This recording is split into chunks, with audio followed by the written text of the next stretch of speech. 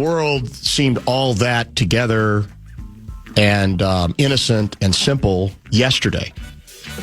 But it kind of does compared to today. And I bring that up because under circumstances that did not include the Minneapolis tragedy earlier, we probably would have talked to our next guest, not just about Governor Walz and his decision and some other scandal-related items, but about his own knowledge regarding a song that had its big anniversary as when it reached number one on the charts in 1973, You're So Vain by Carly Simon.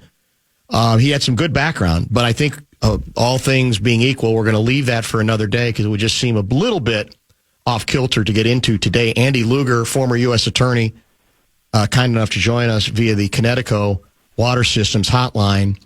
The original plan, I think your original interest in coming on had more to do with the governor's decision and maybe all the blowback, all the debate that's going on regarding where we should be concentrating our time regarding the what seems to be almost endless series of expensive scandals for the state of Minnesota.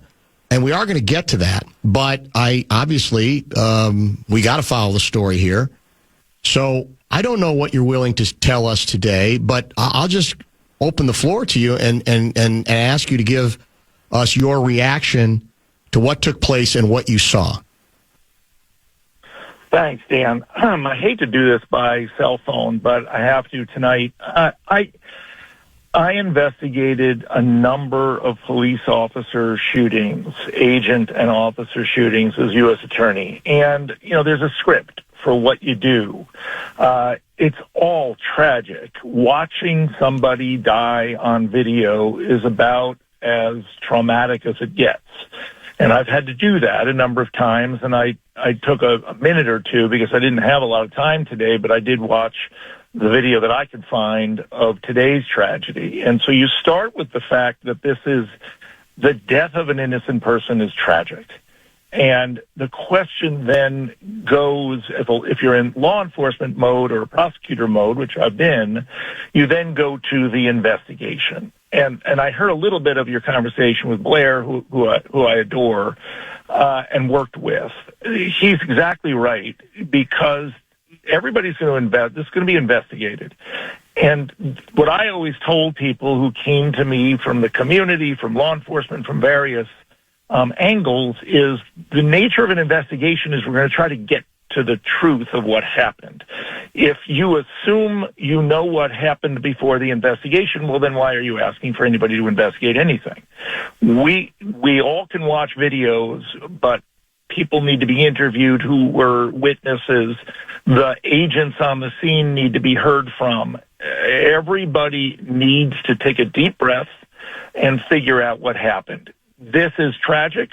To me, the greatest question here is, why are we even here? We did not need, in my view, we did not need ICE in Minneapolis and Minnesota. I said that the last time I think I was on your show, is we don't need this. Illegal immigration, whatever terms you use to define it, is not an overriding criminal issue in Minnesota. I've lived here since 1992. I have prosecuted illegal immigration cases. We have far bigger problems in Minnesota, and that's what I would want law enforcement to be focusing on. To have ICE agents roaming up and down the streets is a prescription for disaster. I didn't predict this, but I was concerned about this. And now we're here. And we've lost a life, in my view, for no apparent reason. All right. You've covered a lot of ground there. I want to stick for the moment with the first part of what you had to say, which I find professional, mature, adult, and reasonable. And by the way, by saying all those things doesn't mean necessarily that you're letting the ICE officer involved in this shooting off the hook. Why is the position you just presented to us so difficult for so many people to accept? In this case, just a couple of hours, several hours after this tragedy. Why can't we breathe and slow down, that doesn't mean not holding people accountable on the basis of the investigation. Why is that impossible or seemingly impossible in 2026? So I don't think it is. I think it feels that way. And you said seemingly impossible. There are a whole lot of people who jump to one side or the other. But I firmly believe that most people say, tell me the results of your do an investigation, talk to everybody. There may be multiple videos out there with from different points of view, from different angles. Do your job. When I did my investigations, I would stand up and tell people the results of them and why. Because what happens immediately after every one of these is there are competing narratives. Yep. There's a narrative that says we feared for our lives, he was doing this, she was doing that, we had to do what we do, and therefore it was justified. And there's another narrative, and again, they're competing, that says this was completely unjustified. This person wasn't doing anything wrong. The agents or officers, shot this person with no reason. So you have polar opposites, and that happens pretty quickly. Good law enforcement, good leadership stands up and says, we're going to investigate this thoroughly and fairly, and we're going to look under every rock to figure out the best we can of what happened, and we will then tell you. And not just tell you our conclusion, but to tell you everything we think is relevant to that conclusion so you can then make your own decision. Let me ask you the $64,000 question to offer a very dated reference there. Can we trust this investigation, and I guess I probably should ask you, who's doing the investigating, to be fair and complete, and an investigation that does attempt to follow the facts of this particular case and not one or the other of those narratives? Sure. So there'll be two investigations, and they'll be parallel. There'll be one by the BCA. A number of years ago, it was determined in the state of Minnesota when there's an officer or agent involved shooting, that BCA will do an investigation anywhere in the state. That's number one. Because it was a federal officer, there will, I believe, be an FBI investigation into the same set of circumstances. It'll be parallel. And why is that? Because there are two sets of charges that could be brought. There are federal charges, as you saw in the Derek Chauvin case, and there are state charges, as you saw in the Derek Chauvin case. And so there'll be parallel investigations and parallel reviews by federal and local authorities. I'm concerned about the fact that we've already had statements coming out of Homeland Security to the effect that, calling her, already describing this woman who died and describing what happened in conclusory terms. That's not how things used to be done. We're under different rules than the ones that I've always operated under. So I did parallel investigations with the Ramsey County attorney and the Hennepin County attorney when I was U.S. Attorney, and we came to similar or same conclusions, but the laying out of the facts. The public, the community needs to hear if there's a prosecution, why, and if there isn't a prosecution of the agents, why. And that's the fair and right way to do it. I think that will happen here, at least from the BCA side, and I hope from the federal side. I would suggest, and I'm curious to get your view on this, I don't at all appreciate what we've heard already from Kristi Noem, basically, judge, jury, and basically case closed. But I also don't believe that the mayor served anything but a performative purpose with how far he has gone with his rhetoric as well. I don't think, no matter what he may think, and maybe even what he thought he saw, I'm not sure that serves any useful purpose at this early phase. What do you think? I think I hear you. I think what he was reacting to and what, for better or for worse, Governor Walz has reacted to is this seeming assault on Minneapolis and Minnesota coming from the federal government. Why on earth are ICE agents or related agents roaming the streets of Minneapolis or Fridley, I think Blair was saying.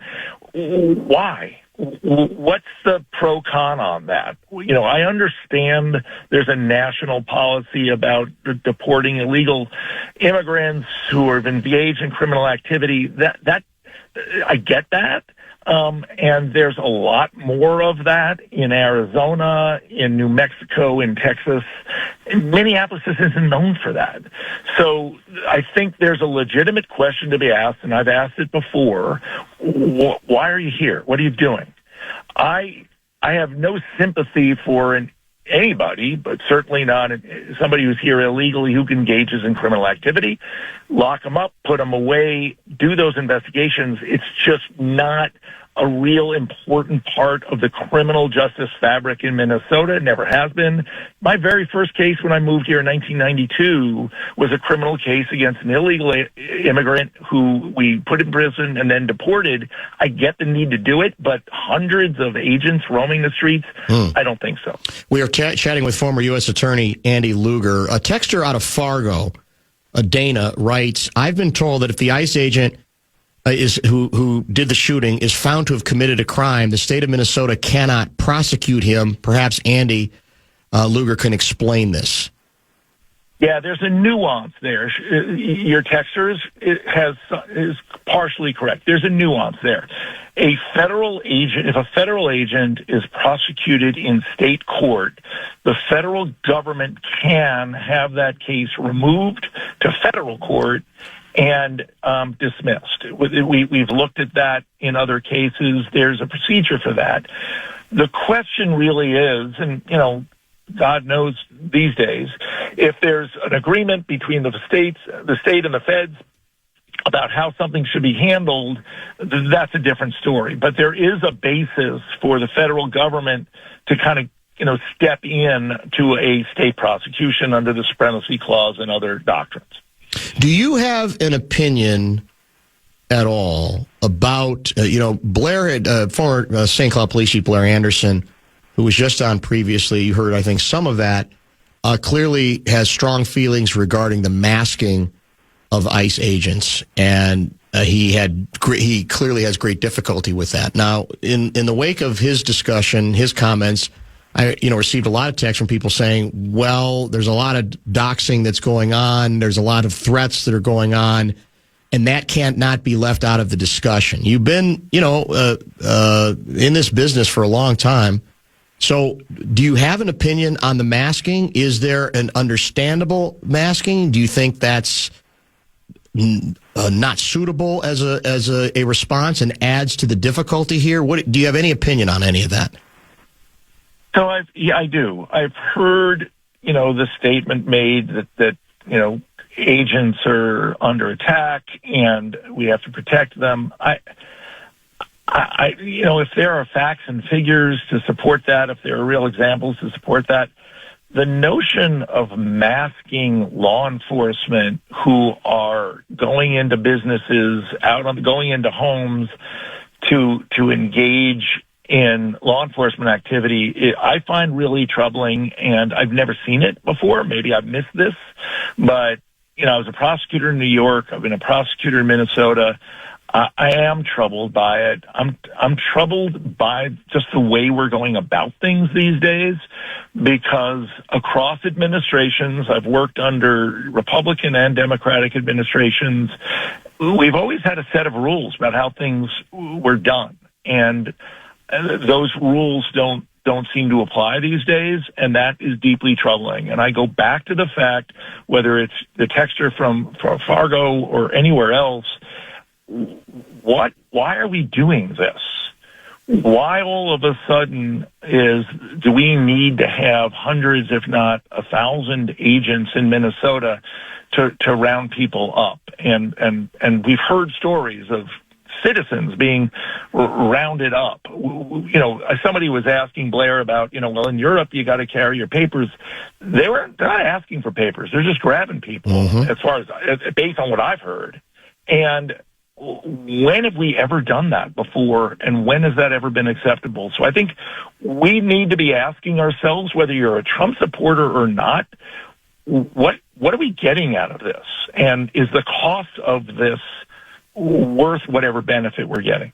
Let's finish up with, I think, some things about what we originally intended to talk about here, because you'd heard some of the conversation we'd had regarding the governor's decision to not run for a third term. I've been fairly tough on him on a number of fronts, but I'm curious to know your answer to this question. If the governor had called you, and for all we know he did, I don't know, but let's say, make it a hypothetical, and asked for an opinion on whether I should bow out of this thing or I should stay in it, what would you have told him?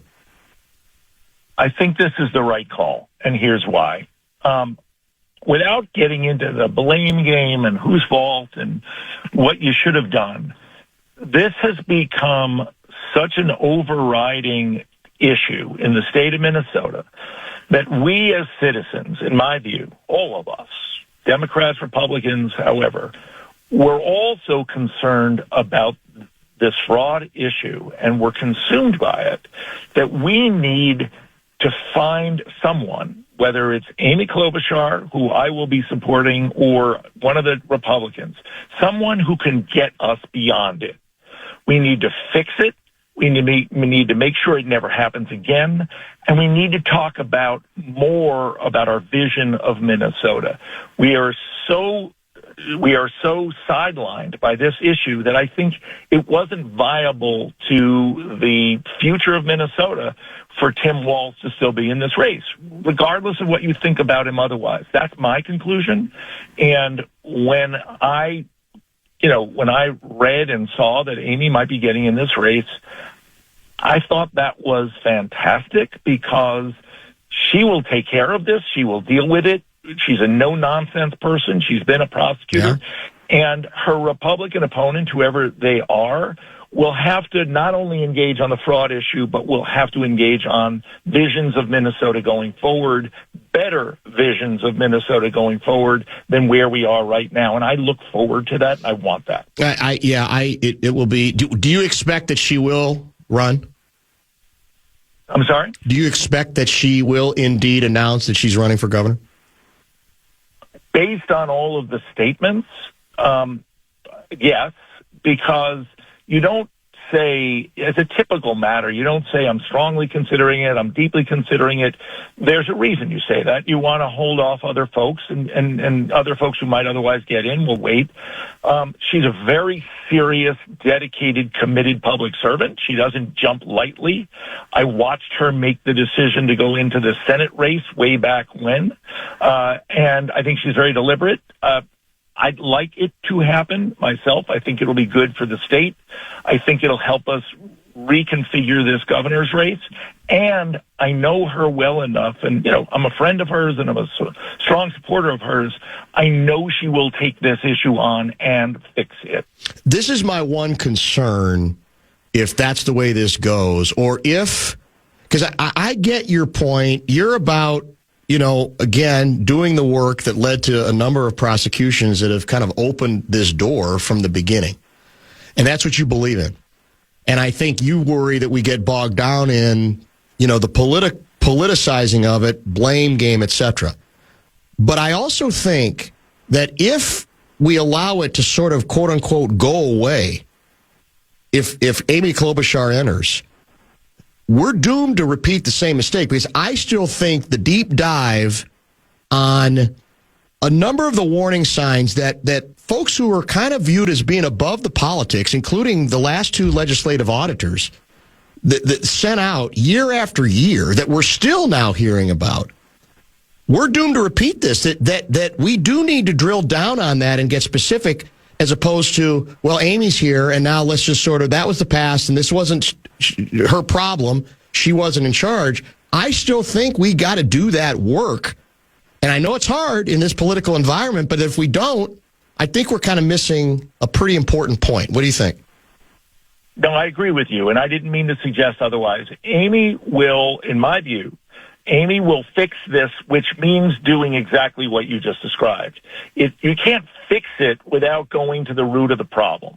And you can't fix it without looking at the legislative auditor reports, what they're finding, why were they ignored, why weren't they followed, why was there this attitude of kill the messenger with the legislative auditors, who I've worked with a bunch of them and I admire them. I think they're terrific.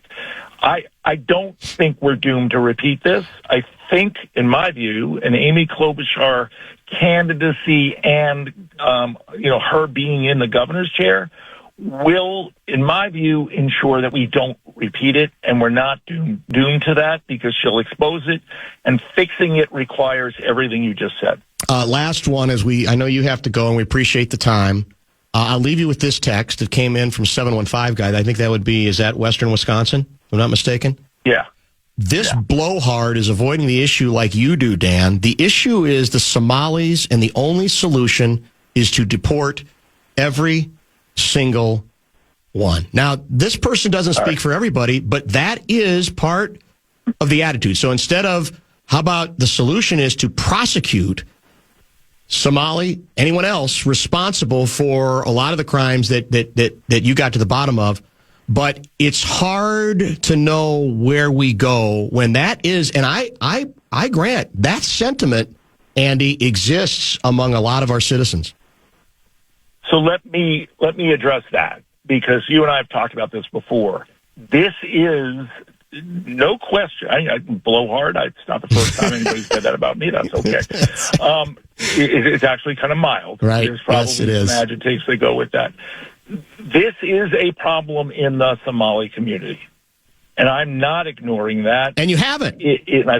I've said this on your show before. If there are 60 to 80,000 Minnesotans of Somali descent, the hundreds who were involved in these frauds represent a small fraction, but there's no mistake that this is a Somali community problem that needs to be addressed by Somali community leaders, not alone, but with law enforcement. And that's the conversation I want us to have. Nobody should be shy about saying this is not an accident. This is almost entirely within the Somali community. We have to address that. And I've been very public about that without condemning the tens of thousands of people of Somali descent who are living here honestly and productively. That's number one. Number two, you can't deport somebody who's a citizen. We indicted, and Blowhard guy needs to know this, I indicted 70 people in this fraud, 69 of whom were Somali. I don't think any of them were here illegally. I think every single one was a citizen. If I'm wrong about one or two, we'll correct that. So there's nothing about deportation. They're here. They're here legally, and they're citizens just like you and me. So you don't get to ship people back to wherever they came from, which is, what I hear sometimes. Just like I can't be shipped back to Russia, where my grandfather was from. So people who commit crimes who are illegal get deported. People who commit crimes who are here legally as citizens or naturalized don't. And those are just the rules. That's just the Constitution of the United States. Have a wonderful dinner. We appreciate the time. We'll have you in studio again soon. Thanks, Andy. Thanks, Dan. Much appreciated. Andy Luger, former U.S. Attorney, on a very busy day. Kessler looks like he is studying and trying to get the most up-to-date information on this fast-breaking story. And he is in studio. We had him on Monday when the Walls story broke. He's going to be back with us regular time now. Bradshaw and Bryan KFAN text line is open at 64686. And we'll continue the discussion, probably get into some other areas as well. Well, we haven't done, I don't believe, is offered up the president's reaction yet, which you had for me, but we never got to. I'm sure Kessler has that in his bag of tricks, I should say, as well. We will continue with him. Special K is next. I wish the American media would take a great look at the views of the people in Congress and find out, are they pro-America or anti-America? Pat Kessler. Because people have got to know whether or not their president's a crook. Well, I'm not a crook. I can't trust Obama. He's an Arab. Pat Kessler. Tear down this wall. I did nothing wrong at the Minneapolis airport. Senator, you're no Jack Kennedy. Pat Kessler. And now, to help Dan break down all the tough questions in politics, it's our own Pat Kessler. Political Wonk. I feel like a supermodel, except like times 10. It's Channel 4's Pat Kessler. with Dan Barrero on The Fan. We had him on Monday, largely to react to the news that Governor Walz was not going to run as originally expected for term number 3. Today's his regular day, and little did we know there'd be a lot more news to get to today that I was about to say was almost impossible to anticipate, but that's not even true, because this isn't sort of, the old after-the-fact analysis. There were, I was certainly among the people, I was not at all the only one, who said the same thing Andy Luger said the last time he was on this show or in studio, sitting where you are now, Kessler, that it's concerning that inevitably there's going to be the kind of confrontation that ultimately took place in Minneapolis earlier today, and that's exactly where we are. So let's start, as the late great Ron Rosenbaum would say, at the beginning. Let's go back and try to set this story up, and then we've been on the air while you've been continuing to monitor ongoing parts of this story. So give us, maybe we don't start at the beginning. Maybe we work backwards. What's the latest developments in this story from the principals that, in your mind, are worthy of our discussion? Well, I don't know if we've talked about whether or not. They have now identified the victim, and now we're going to start finding out about her and her family and all of that. But as we were on the air till just literally seconds ago, the Department of Homeland Security Secretary Kristi Noem had another press conference defending her ICE agent. Also said, I think this is newsworthy, she said that she did speak to Governor Walz during the last hour or so, and that she expressed to him her frustration that they cannot work together. She said that she has a lot of trouble here in Minnesota because she said that they can't get the city or the state to work with them to round up illegal immigrants, undocumented people who are here.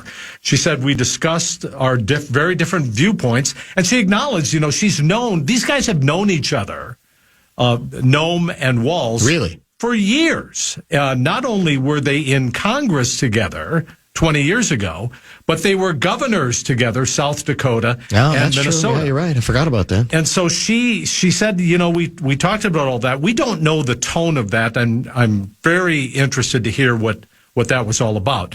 But she said she told them we've never had a cooperative agreement. She urged the state of Minnesota to work with them as they round up undocumented people. She defended, in the last few minutes, the ICE agent who shot and killed the person in the car, and said that, I guess we should say allegedly, because that's where we are right now, who apparently did this allegedly, and said that the woman in the car tried to kill him. She said that. I'm looking at the notes here. She said that the agent shot the woman defensively. She weaponized her vehicle, and she was stalking and obstructing ICE agents. So, they're doubling down and saying this is all that happened. We don't have evidence of a lot of it. We've all seen this video of the shooting itself, but we don't know exactly what happened before the video was shot, and I'm sure we're going to get something of that. She also said, and I'm very curious about this, she said they were in the middle of trying to get their car out of the snow. Now, it was 40 some degrees today. I don't know. They were trying to get it, and then they were obstructed by this person. One other thing. She would not identify the agent.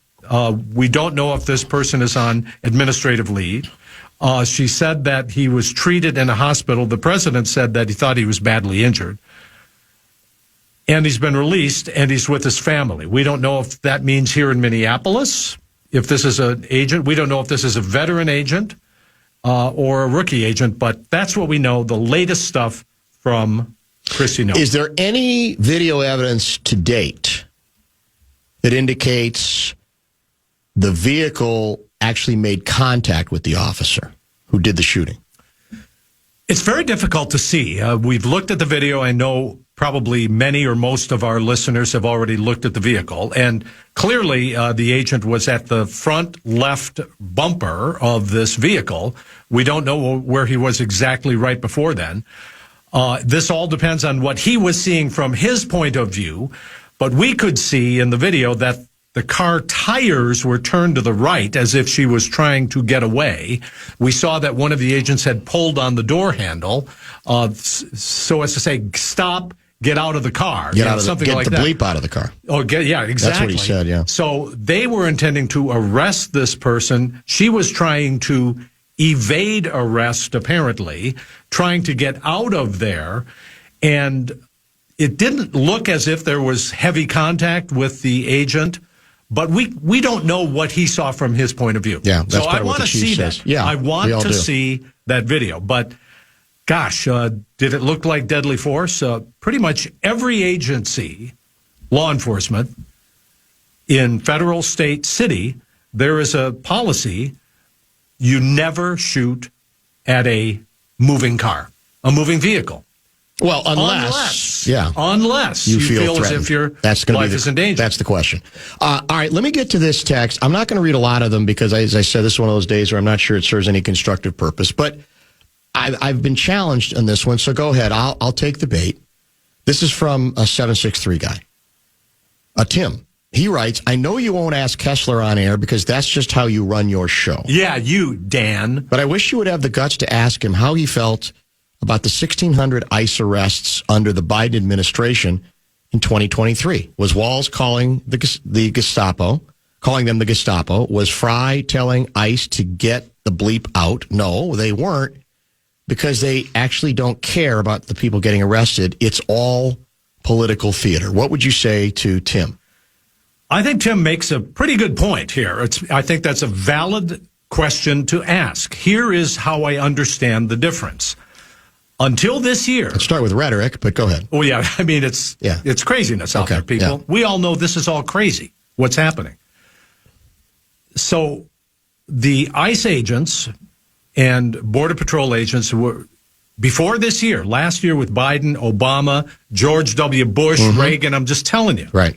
This was targeted enforcement, meaning you could make arrests. You go in and make arrests of people who actually are violent criminals and get them out. This is something different. This is mass deportation. It's not targeted. You just scoop everybody up and round up the usual suspects, to use the line out of Casablanca. There you are. Yeah. You go into the Fridley Menards, as the chief was saying. You go into homes in South Minneapolis.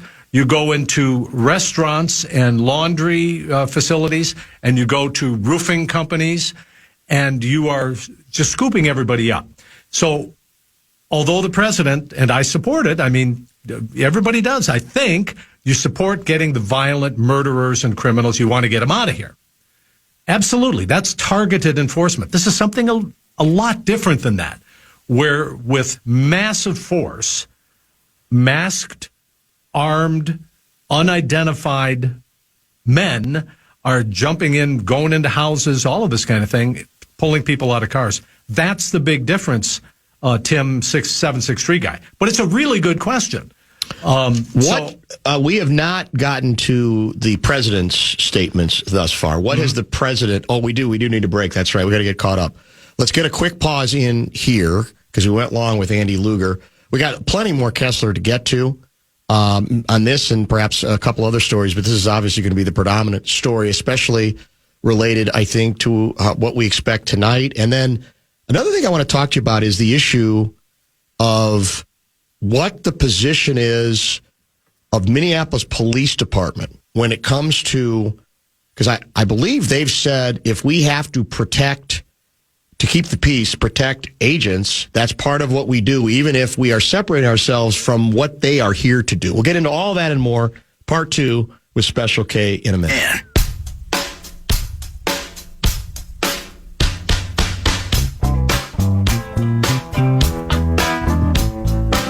Part 2 with Special K, Pat Kessler.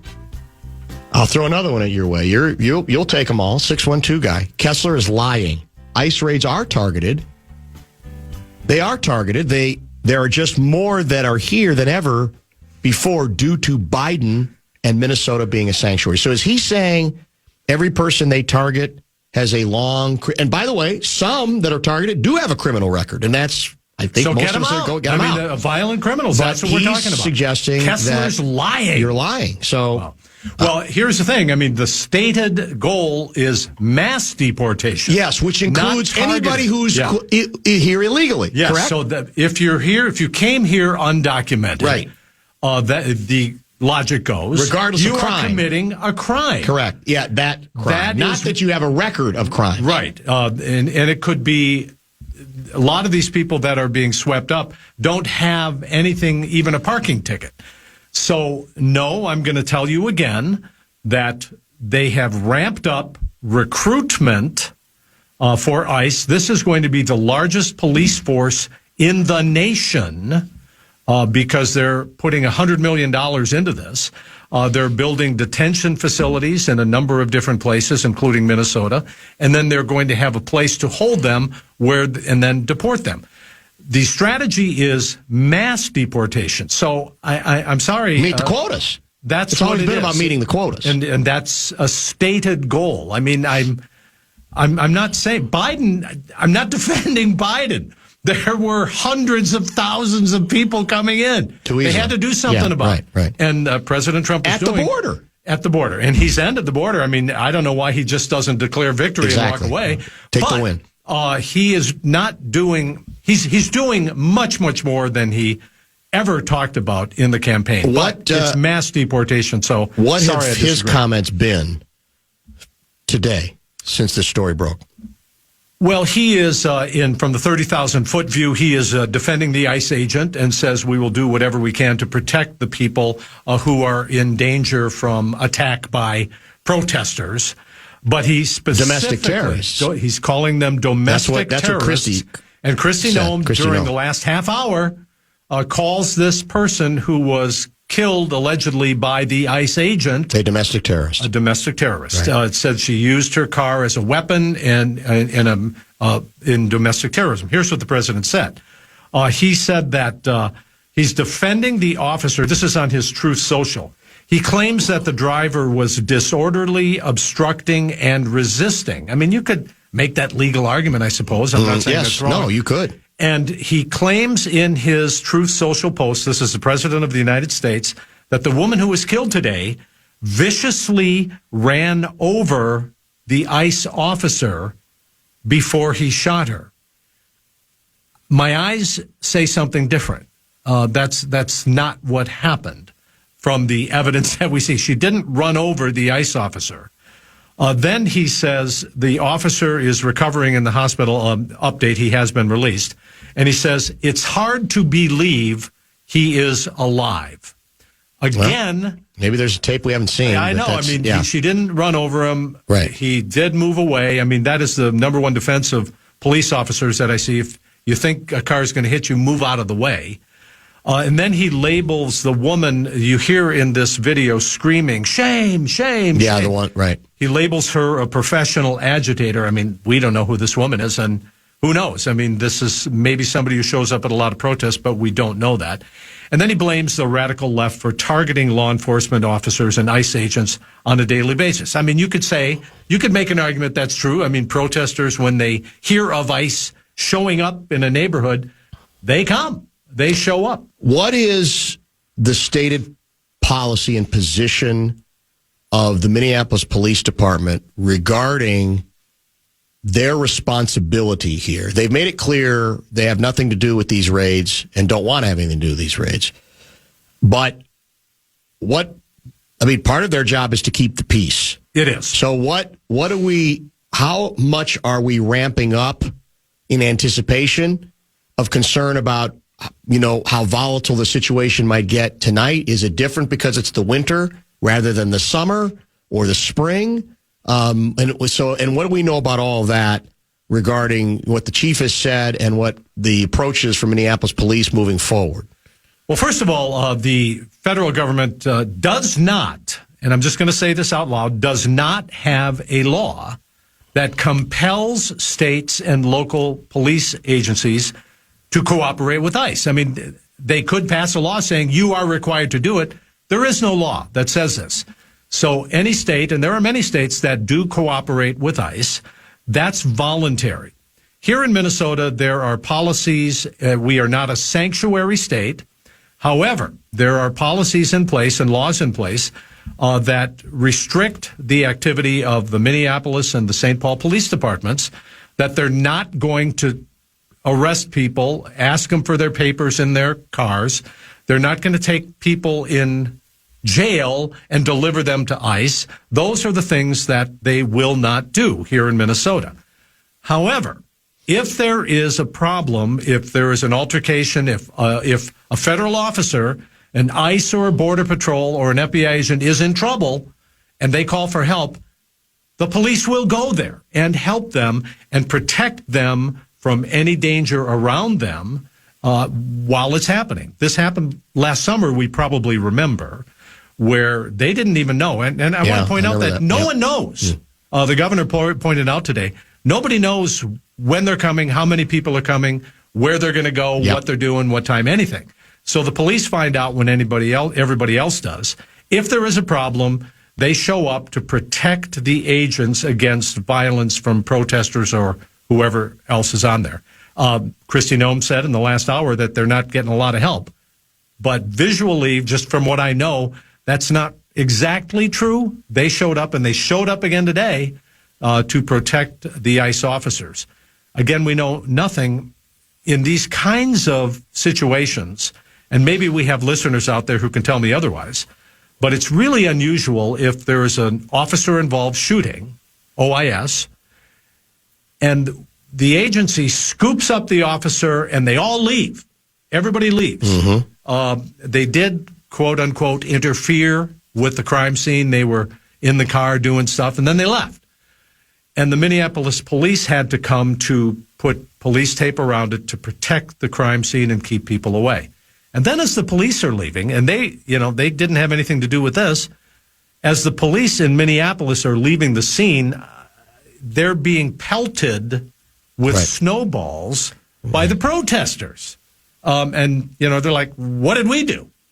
So it's a crazy upside down world here. All right, top of the hour break. We got one more segment with Special K. Keep the text coming. And then we'll prepare for, we're on regular time today, 6:30. Is that correct? What are you chuckling about? Oh. I was just reading something over here. Oh, I see. Off topic. Text line? No. Oh. I'm not opening the text line. What are you, nuts? Not today. Not today. Man.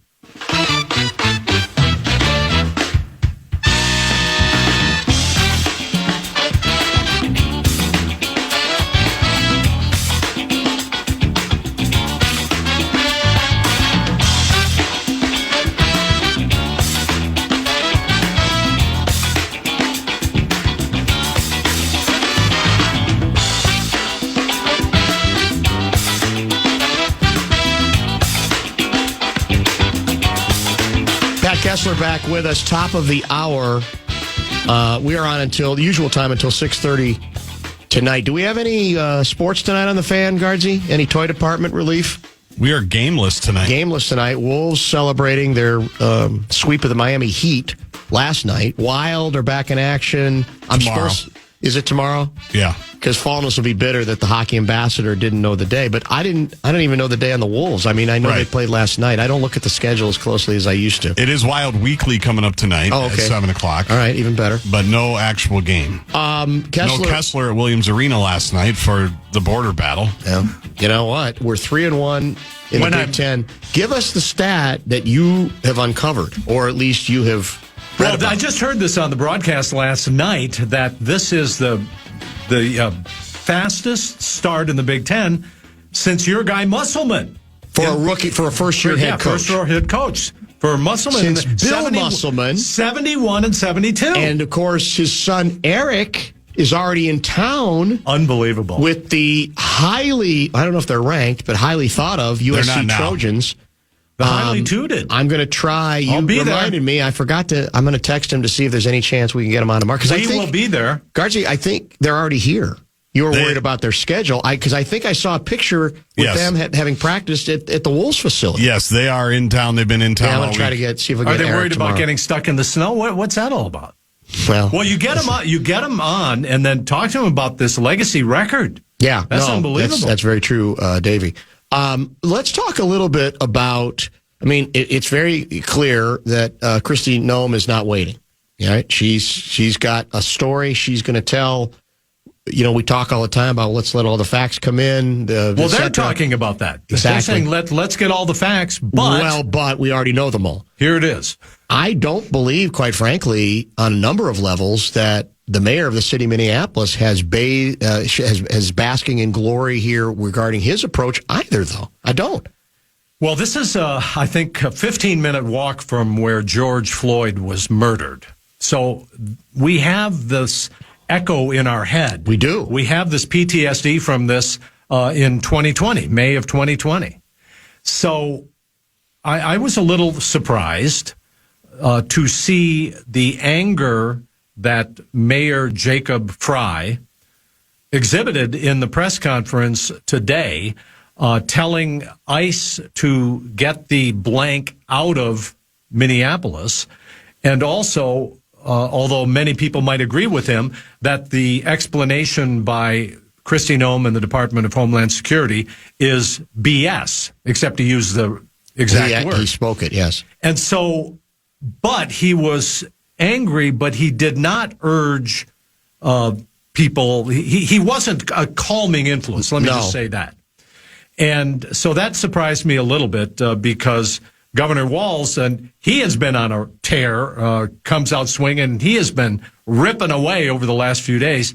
He took it down a few notches today and urged people to, if they're going to protest, to do it patriotically and calmly and peacefully. Well, he said it's the patriotic thing to do. Yeah. We can discuss that, but the fact is he tried. He was a little more adult, I thought, than the mayor has been. Let me ask you about something I mentioned off air. Former Governor Arnie Carlson was on with my former partner, Chad Hartman, yesterday, I believe. And we're way overdue to have Arnie back, and we'll maybe try to do that late this week or even into next week. Arnie basically said, I know it seems counterintuitive if you're Governor Walz, but I'd do everything in my power to get on the phone with Donald J. Trump, try to even get an in-person meeting, even though there's a million reasons to not want to, including, double downing on the conspiracy theory that Walz ordered the hit, repugnant stuff. Craziness. In what was it this past spring or summer on Melissa Hortman. But that practically, one thing I always respect about Arnie is I think he's a pragmatist.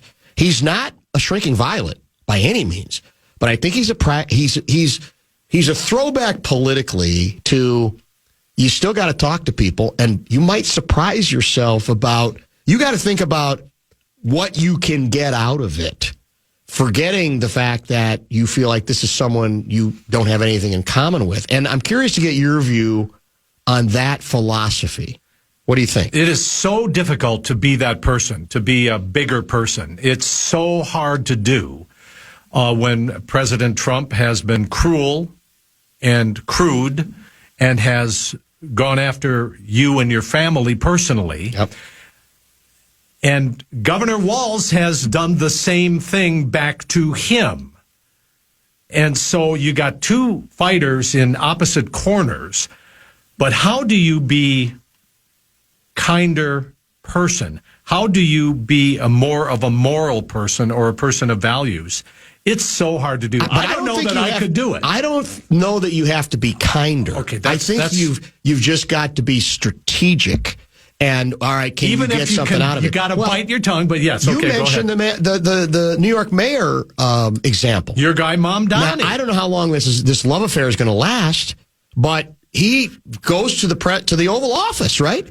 And they're like all but holding hands. I know. I mean, he lost himself in his eyes. That's exactly it. And I don't know who was the one who lost himself. Was it Trump who lost himself in Mamdani's eyes? I don't know. I mean, so if you approach the president that way, and I believe that Mamdani privately was saying, "Hey, you did something great. And I used your ideas to get votes, and I got some of your voters." And if Walz was ever able to do that, and I don't see it right now. I don't see it, but maybe they'd get together and talk about stuff. And who knows? I don't even know if it I think ends up working. So far, you suggested this to me, and I'm thinking, wow, I don't know.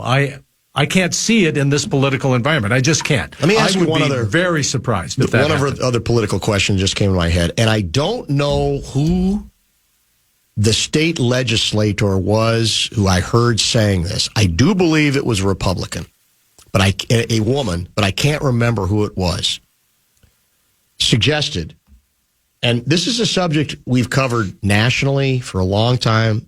We used to have great conversations with Joe Califano, who worked in several presidential administrations going way, way back, that he had a belief that one of the things that has been lost politically in the last 20 years is the ability to, no matter how you feel about the person of the other party, you've got to break bread with them. You've got to negotiate with them. You have to humanize them. You cannot simply demonize them. And it's easier to demonize if you're never across a table from them. And that he thinks, this goes back probably 10 years, that a lot of that has been lost politically, and it hurts us because then it's easier to demonize. The state legislator suggested a belief, and you can speak to this, I think, whether there's some truth to it or not, that one of the strengths she pointed out in her mind of Mark Dayton was obviously the other side of the aisle. He's a lefty, right? But that Dayton constantly had meetings and dinners and discussions with people that he disagreed with pretty dramatically to try to get stuff done. And that her belief was that Walz either didn't have the stomach for that or didn't have the interest in that, and that those sorts of meetings sort of disappeared, or that approach disappeared when Dayton was no longer in office. Is there any truth to that, or is that oversimplifying? No, that's absolutely true. I don't know who the legislator is that you're talking about. I hadn't heard that particular story. But I see that from some legislators, and I'm going to name one, State Senator Julia Coleman. She is one who says things like that. She tries to reach out completely on the opposite side of issues.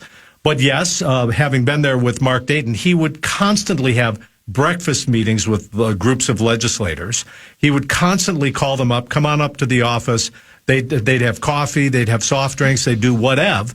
And he was, even though publicly, man, they went at it. And we went through a couple of state shutdowns with Mark Dayton. Yeah. But yes, they had this ability to somehow get together over coffee, breaking bread, over and maybe they breakfast, didn't, maybe they didn't solve every issue because of it. But there was at least a little bit more discourse. Thawing of this frozen, because this stuff doesn't exist now. We don't have it. Yeah. We don't have that right now. It's absolutely true. We appreciate the time. What a time we're in, man. Believe me, I know. Crazy. And we'll hope for the best tonight. Yep. Obviously, and moving forward, it does sound like.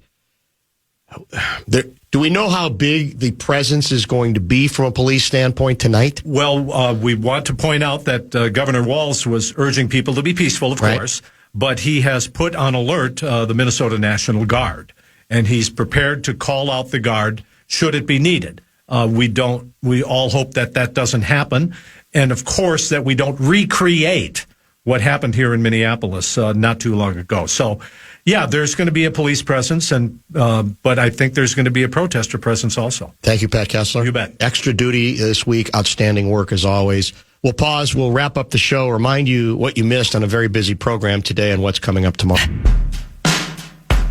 Show wrap presented by American Pressure, commercial-grade pressure washer since 1975. It's the bumper-to-bumper show wrap. A very busy program today, as one might expect. We'd had locked in on the front end a couple of toy department guests. We stuck with them, even as we tried to address the A-section story early, and then a lot, really all, for the better part of the last 2 hours. Mike Conley, if you missed him, he joined us about 3:40 or so. Good stuff from him on Rudy Gobert. Good stuff from him on not even knowing what Rudy had said to reporters. Brilliant. Which was pretty funny. And a little bit about what he sees regarding the connectedness of your favorite basketball team. The question is always how long it will last, but they're probably playing overall their best stretch of basketball right now. Glenn Mason at 4 with a testimonial to my Indiana football Hoosiers and a couple of other stories, but a lot on that, really. What did he nickname the guy who wasn't Lou Nanny? Joey D? Joey D of Edina. And the guests assumed that he meant Louis, but he said it wasn't mocking Louis. No. But Mace was with us between 4 and 4:30. It's some guy that he told to listen. They're probably playing golf tomorrow. I'm sure that's what a lot of it is. Yeah, he's always got some friend he needs to shout out. Blair Anderson, former St. Cloud police chief, on the subject of the day. He joined about 4:30. A lot of people agreed with him. Some people not so much, but that's why he's such an effective guest. In addition, former U.S. Attorney Andy Luger joined by phone at 5:02. He hates being on by phone, but today it was necessary because of some other arrangements. We'll try to get him in studio soon. A Luger reaction to the shooting today. Part of it with him was less willing to take a stand on what took place. Perish the thought that you might want to wait 5 minutes, get more information, and let the story play out a little bit, and more on how the investigation might go forward. And then we got back to the Governor Walz decision yesterday with Andy between 5 and 5:30. Kessler with us from 5:30 until just a few moments ago. Tomorrow's going to be a busy show, as it turns out, as well. Sean Salisbury is, I think, scheduled or confirmed for 3:30. We'll do his post-mortem on the Vikings and maybe give him a chance to talk about the wild card round of the National Football League playoffs and all the coaching openings. I think now up to 7 for the moment at least. In addition, Russo Radio is scheduled for tomorrow. And a number of people had asked how quickly we would have Michael Hurley on to talk international geopolitics. There's so much to get to that we've barely covered regarding South America, regarding Greenland, regarding Cuba, and who knows what else. Mike Hurley is going to join us tomorrow. You mentioned likely between 4 and 5, or that probably makes the most sense. And we'll get to hockey with Russo. Tonight, I mean, it is, I'm not calling it the abyss, but the seasonal boost is over. Vikings programming, obviously, has come to an end because their season is over, correct? It is over. I think the main principals for the Vikings are talking tomorrow. KOC. That's true. And You're Kwesi. right. We So might get some good we'll have sound some of that there to bounce off of. for sure. Are they the only two speaking? I don't know. As far as we know, I don't know. True. Tonight, Fan on Demand will follow this program, and then it will be Wild Weekly. Is that an hour show or 2 hours? That's 30. Well, that show should be an hour. I know, and usually, if Fallness is in charge, it's like just 18, and they just rerun some re-racks. He kicks it to, let's hear Joe O'Donnell talking with Brock Faber after the victory 2 nights ago. That's a pretty good impression. What about, hasn't he run his latest Bill Guerin interview like 7 times? I know exactly how Guerin feels about picking Team USA because I've heard it multiple times, more than Sarah Spain. We'll try to get Guerin back maybe next week as well, and we can talk about the Olympic selections. It's got to be good to be Bill Guerin right now, right? In a sense, because he makes the big move that gets a lot of attention. Team is, notwithstanding what happened the other day against the Kings, the club is in a pretty good position compared to what it was several weeks ago. And he's Mr. Olympics, right? Yeah, now you got to go win the gold. In the middle of everything. That's the pressure. That's the pressure of it, but I'm sure it's going to be fun to go to Italy and hang out. Yeah, that's a good point. Now, that's the other thing we need to talk to. We have to get him on a regular basis from Italy. He's got to find a way to find time for us, doesn't he? I'm sure we'll be able to do that. We've got to do that. Russo's going to be in Italy, every too. day. Well, he's there, too? Yeah, he's covering the women's side, I believe. Oh, outstanding. We'll confirm that with him tomorrow, but that's what he's doing. We milked the hell out of both of those stories. We're big Olympics guys on this show. So I'd love to get a time or two with Aaron, and we know we can count on Russo Radio like as well. We did with Cheryl Reeve last summer, or the Paris Olympics. Some great conversations about the team, how they picked the players. It was some of my favorite. I should have run those for best of. Almost Fran Tarkenton like. You're right about that. Ordinarily, without the tragedy of earlier today, we probably would have spent some time on the Golden Gopher men's basketball upset victory at home against another ranked team. Was Iowa ranked 19? They were. And they held on. 3 straight 3-pointers, the second one in and out. Oh, it was that would have tied the game, perhaps sent it into OT, and the Gophers prevail. Are we still playing like 6.5 people? Yes. That's exactly right. Amazing. Yeah. So I am going to try to get see if we can get squeeze Eric Musselman in tomorrow too, if at all possible, because his USC Trojan team is in town. We've had a good relationship with Eric over the years. It'd be good to catch up with him. We'll see if we can get that done. So it might add to an already very busy show, but we're full 3.5 tomorrow. There's no Minnesota Vikings podcast. Man. None of that. None of it. That's very unfortunate. And we have no leaders. Are there any rumors circulating regarding B-Flow? Regarding a specific head coaching job? I haven't seen Everybody seems to think the Raiders would make the most sense. Yeah. But then, do you want to be there? The Raiders are a mess. Who's there? You don't have a quarterback there, do you? That's part of the problem. Yeah. Unless Brady comes out of retirement. Tom Brady is still their best quarterback. He is. Maybe he would come back. Who's to say? Thank you very much for listening. Thanks for watching. And we will chat with you tomorrow beginning at 3 o'clock right here on the worldwide leader, The Fan. Where are we, America?